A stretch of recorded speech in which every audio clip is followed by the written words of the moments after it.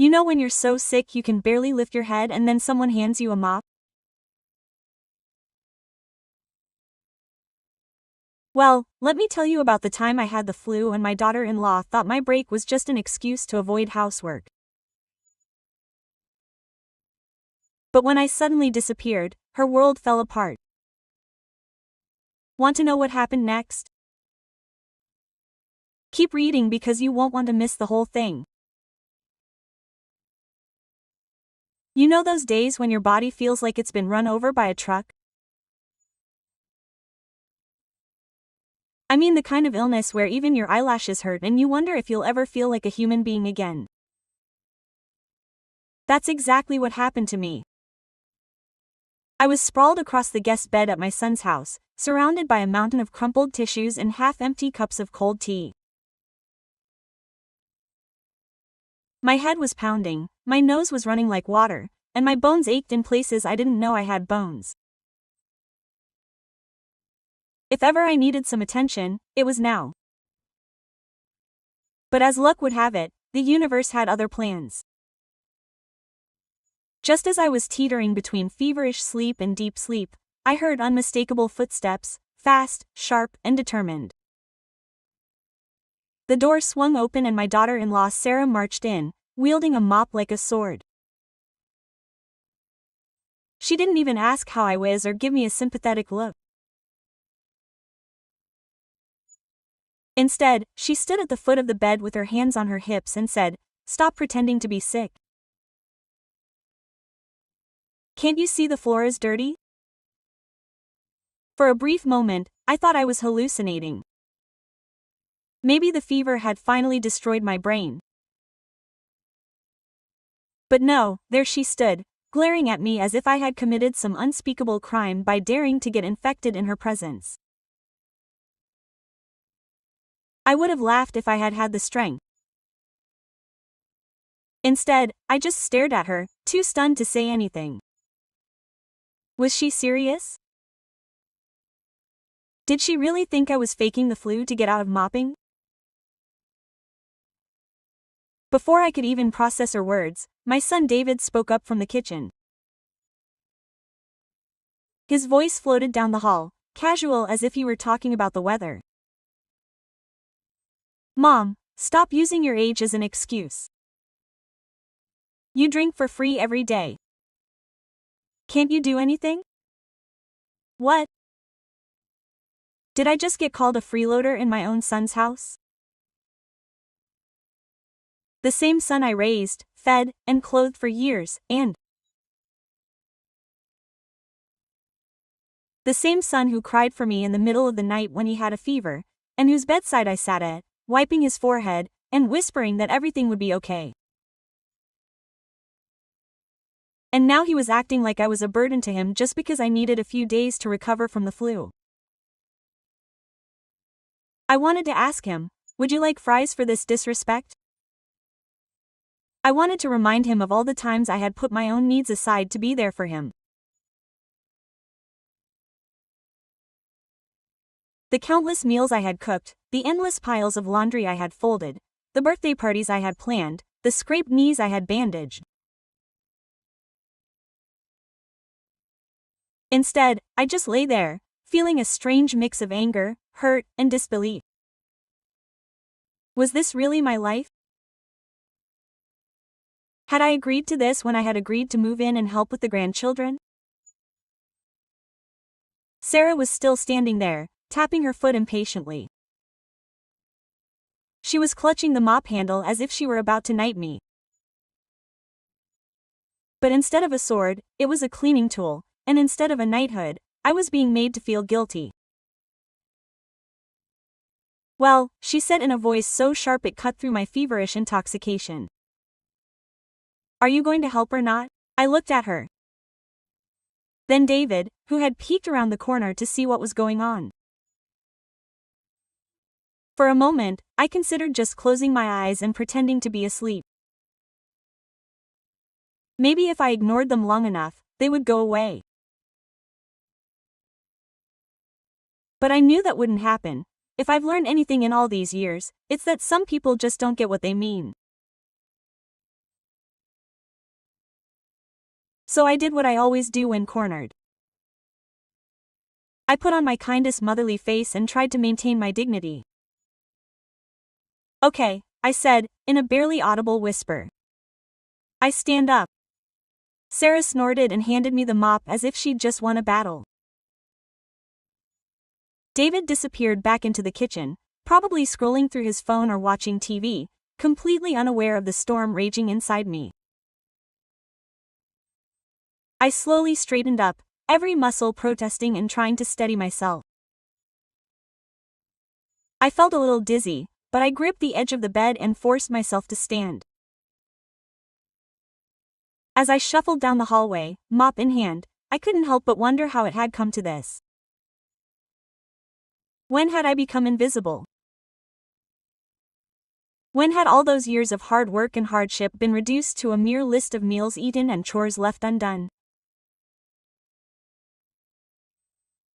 I thought of my mother and how I'd always tried to make her feel welcome and appreciated, even when she was old and frail. Was it too much to ask for a little kindness in return?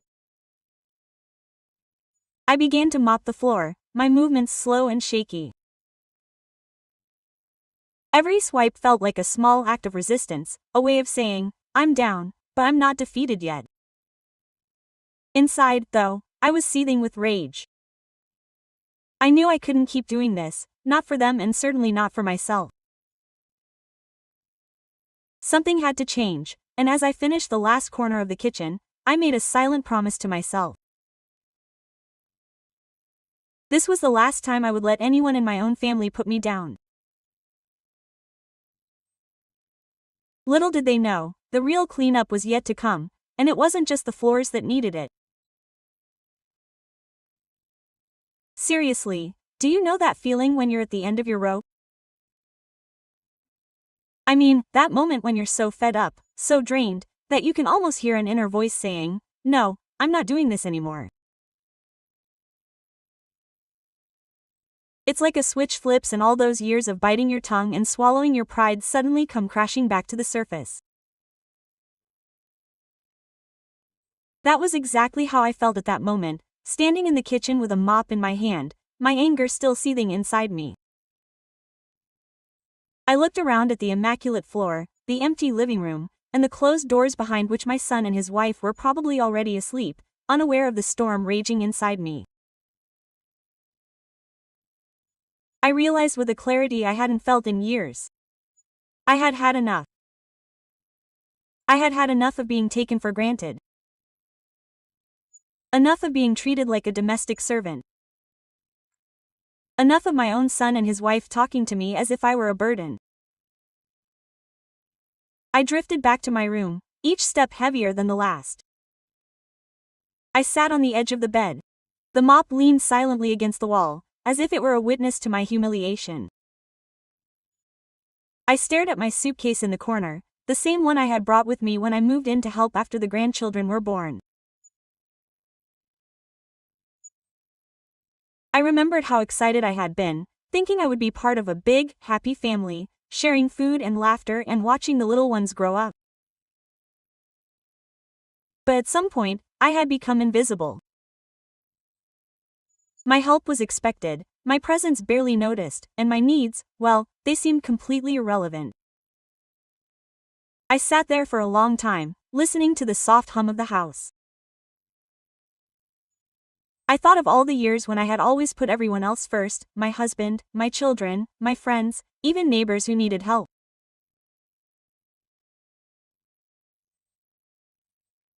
I thought of the nights when I had stayed up with a sick child, worked double shifts to pay for school supplies, or missed my own doctor's appointments because someone else needed me more. And now here I was, sick and exhausted, and the only thing anyone seemed to care about was whether the floors were clean. That's when the decision came to me, not suddenly, but slowly and steadily. I would be returning home, not just to my old house, but to myself, to the woman I used to be before I let other people's needs override my own. I was afraid, I won't deny it. The thought of packing up in the middle of the night and leaving, starting over at my age, made my heart race. Where would I go? Would I be able to manage on my own? Would anyone even notice I was gone? But beneath the fear lurked something else. Something I hadn't felt in a long time. Excitement. The thrill. My own fear would come back, to stand up for myself, to maybe, just maybe, to teach my son and his wife a lesson they would never forget. I waited until the house was quiet. The only sound was the soft ticking of the clock in the hallway. I moved quietly so as not to wake anyone. I pulled my suitcase out of the closet and began packing. I didn't take much with me, just a few changes of clothes, my favorite sweater, the photo of my late husband that had always given me courage, and a small box of mementos from my grandchildren. I left behind the unimportant things that were replaceable. What I did take with me was my self-respect. Before I left, I sat down at the kitchen table and wrote a note. I kept it short and simple, because sometimes the most important messages don't need many words. Thank you for your hospitality. I'm going home now. I placed it right in the middle of the table so that no one could miss it. I looked around the kitchen one last time, remembering all the meals I'd cooked, the birthday cakes I'd baked, the late-night conversations over tea. I felt a twinge of sadness, but also relief. I was finally doing something for myself. As I stepped out into the cool night air, I took a deep breath and felt the weight of the past few years lift from me. The world seemed different, perhaps quieter, but also full of possibilities. I walked down the driveway, my suitcase trailing behind me, and didn't look back. I didn't know exactly what the future held, but for the first time in a long time, I felt hope. I was returning home, not just to a place, but to a feeling, to the knowledge that I deserved better, that I was worth more than a clean floor or a hot meal, that in many ways I was still the strong, capable woman I had always been.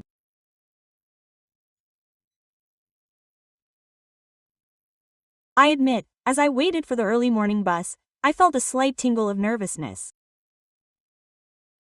Would I be lonely? Would I miss the grandchildren? Would my son and his wife even care that I was gone? But then I remembered all the times I had overcome challenges, all the times I had gotten back up and kept going no matter what. I realized that I wasn't just leaving a house behind. I left behind a part of me that had forgotten how to say enough. And that, more than anything else, made me feel alive. And there I stood, suitcase in hand, heart pounding in my throat, ready for a new chapter. I didn't know what tomorrow would bring, but I knew one thing for sure. I was done pretending. I was done settling for what I had achieved. I was going home, and this time I was taking my dignity with me. The next morning dawned bright and early, but for the first time in a long time, I wasn't there to see it. I imagined the sun shining through the kitchen window as it always did, casting golden streaks across the floor I had mopped the night before. But there was no clatter of pots, no smell of fresh coffee, no soft hum as I began to make breakfast.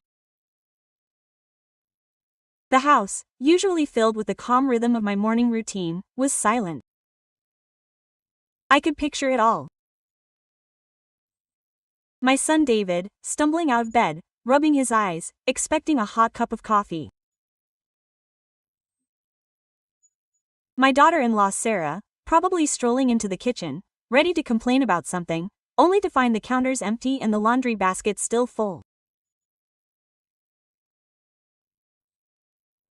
The kids, poor things, were already scrambling for their favorite cereal, only to find that Grandma wasn't there to pour the milk or find the missing spoons.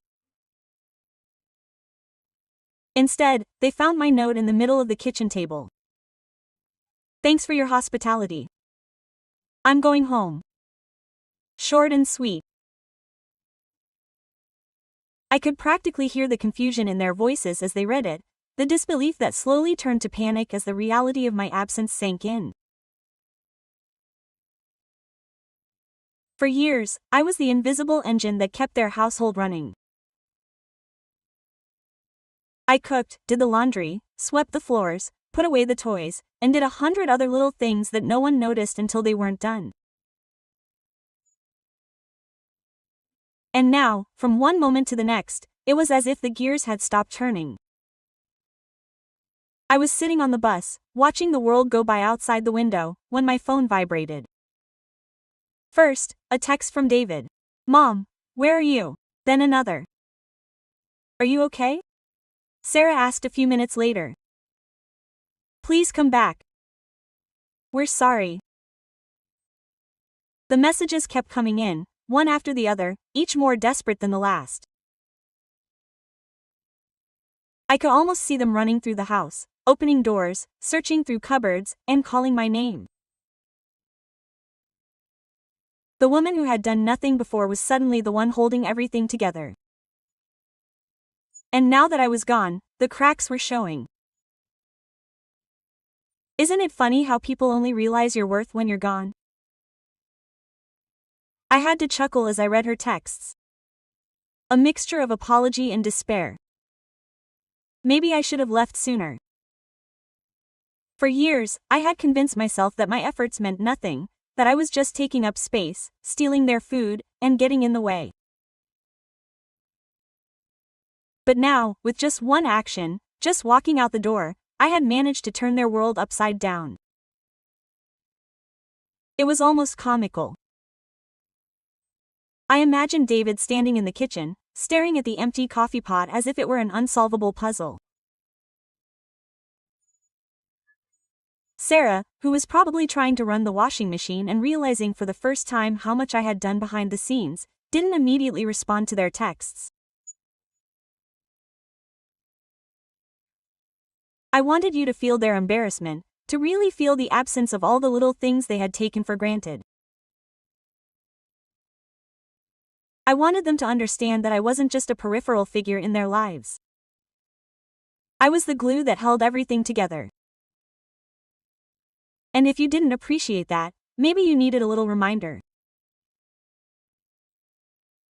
As the bus drove on, I thought about all the times I had put my own needs aside for my family. The early mornings, the late nights, the endless cycle of cooking, cleaning, and caring. I thought of the times I had bitten my tongue when Sarah had made a snarky remark or when David had simply dismissed my advice. I thought of the loneliness I had felt in a house full of people, and the silent pain of being needed but never truly seen.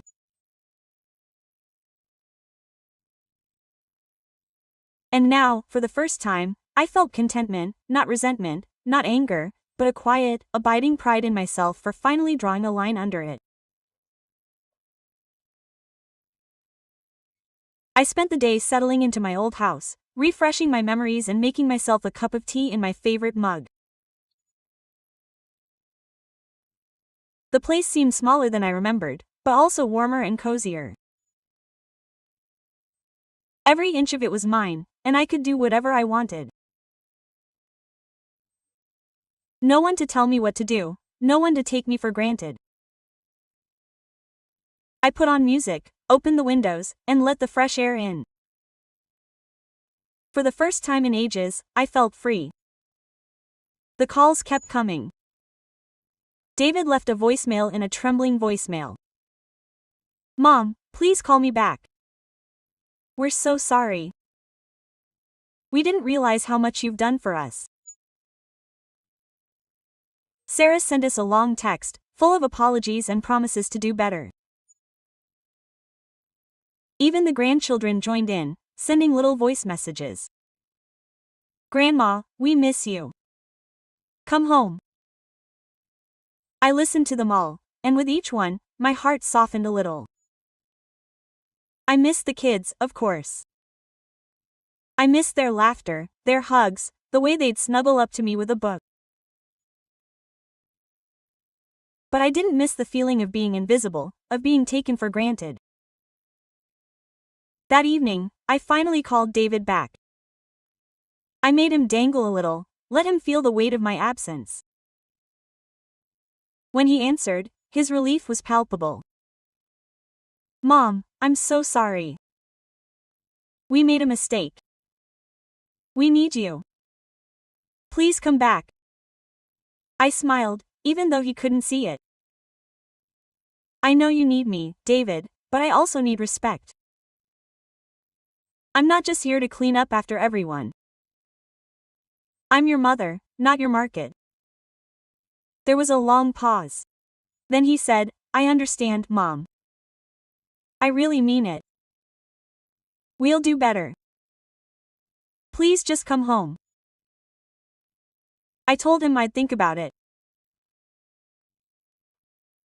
And as I hung up, I realized that sometimes the only way to show others your worth is to step back and let them feel the lesson you're leaving behind. Maybe I should have left sooner, but I was glad I finally had the courage to do so. A few days passed, and I settled into the quiet comfort of my home. It was strange at first, waking up to silence instead of the usual morning hustle and bustle. No little feet stomping down the hall, no clanging of dishes, no calls for breakfast.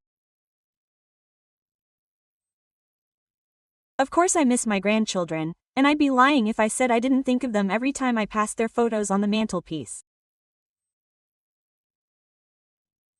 But there was a peace in the silence, a sense of dignity that I hadn't felt in years. I made my own coffee, just the way I liked it, and sat by the window, watching the sunrise and feeling the warmth on my face. For the first time in a long time, I felt completely myself again, no longer someone's market, no longer just an appendage, just me. On the third morning, I heard a knock on the door. I peered through the window and saw David standing on the porch. He looked as if he hadn't slept in a week. His hair was disheveled, his shirt wrinkled, and he had dark circles under his eyes. For a moment, I almost didn't recognize him, my son, who usually seemed so composed, but now looked so lost and a bit boyish in his vulnerability. I opened the door and there he was, shifting from foot to foot, a bouquet of slightly withered flowers in one hand, a shopping bag in the other. "Hello, Mom," he said in a low, uncertain voice. "Can I come in?" I stepped aside and let him in, watching as he set the flowers and groceries on the kitchen table. He looked around, taking in the familiar surroundings, and I could see memories flash across his face. He rested his elbows on the table and sighed deeply. "Mom, we had no idea how much you've done for us," he said, his voice trembling slightly.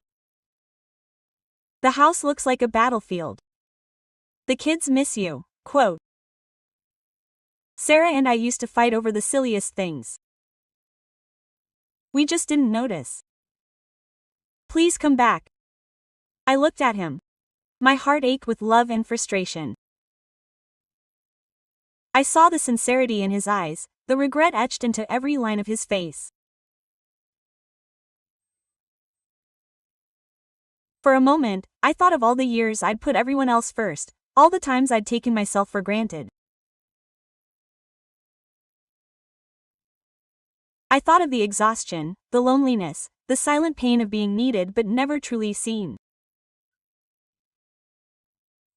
And then I thought of the last few days, the peace, the freedom, the simple joy of being myself.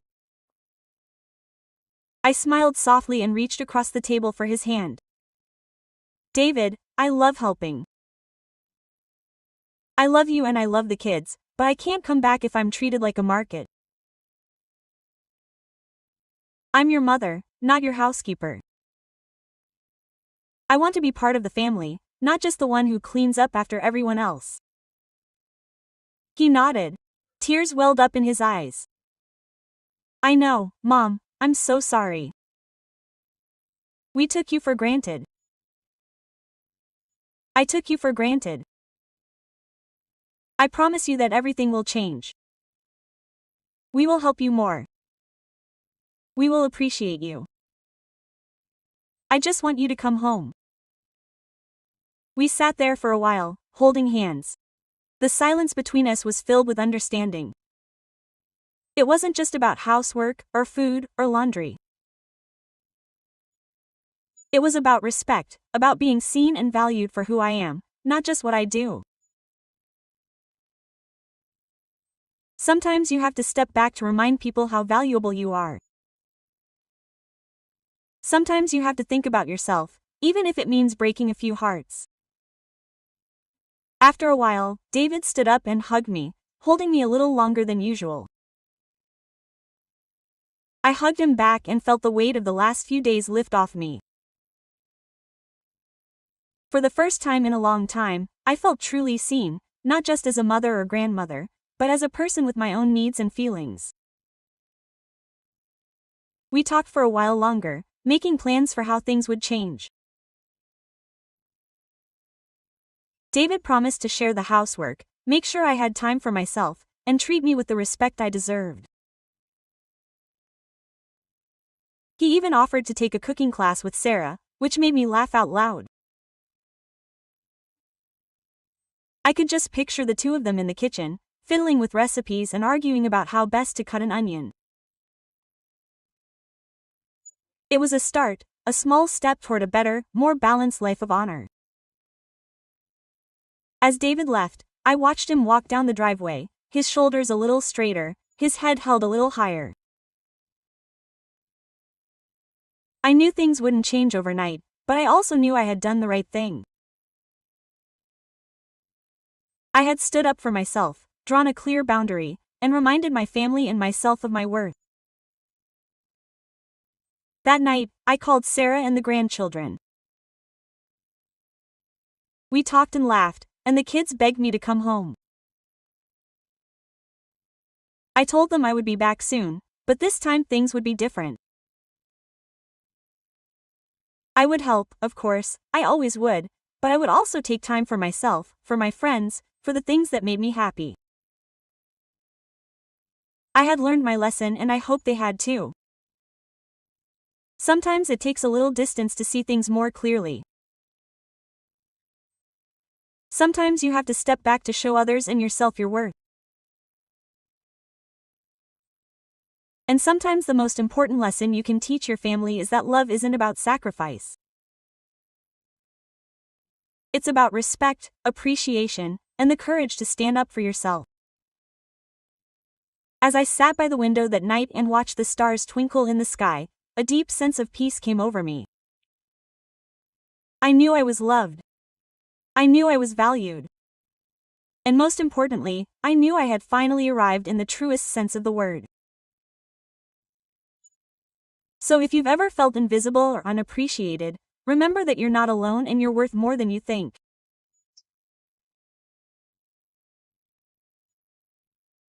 And hey, if you enjoyed this story, don't forget to hit the subscribe button for more real-life stories, laughs, and a little wisdom from someone who's been through it all and still has the mop to prove it.